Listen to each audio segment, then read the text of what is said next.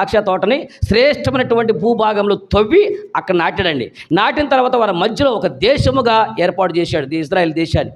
ఆ దేశాన్ని ఏర్పాటు చేసిన తర్వాత ఆ దేశము కొరకు యేసుక్రీస్తు ప్రభు వారు సువార్త ఎన్ని సంవత్సరాలు ప్రకటించాడండి? 3.5 సంవత్సరాలు ప్రకటించాడు. అంటే 3 సంవత్సరాలు ఆయన ప్రకటించిన తర్వాత ఈ మాట చెబుతున్నాడు. ఎప్పుడు అన్నాడు? ఆయన 3 సంవత్సరాలు ప్రకటించి ఇక 3వ సంవత్సరం అంటున్నాడు, మీకు ఒక ఉపమానం చెప్తాను, నా మాట వినండి. ఒక మనుషుడికి ఒక తోట ఉంది. ఆ తోటలో ఒక అంజూరపు చెట్టు నాటాడు.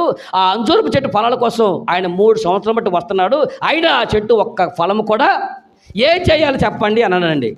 అర్థమైంది మీకండి? ఇప్పుడు దాని గురించి మనం గత సంవత్సరంలో కూడా అంజూరపు చెట్టు ఉపమానం నేర్చుకున్నాం కాబట్టి ఇప్పుడు ఒకే విషయం మీకు చెప్తాను, బాగా జాగ్రత్తగా వినండి.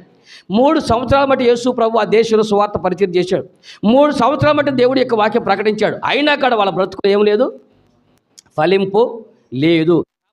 ఫలించినటువంటి ప్రతి చెట్టు నరికివేయ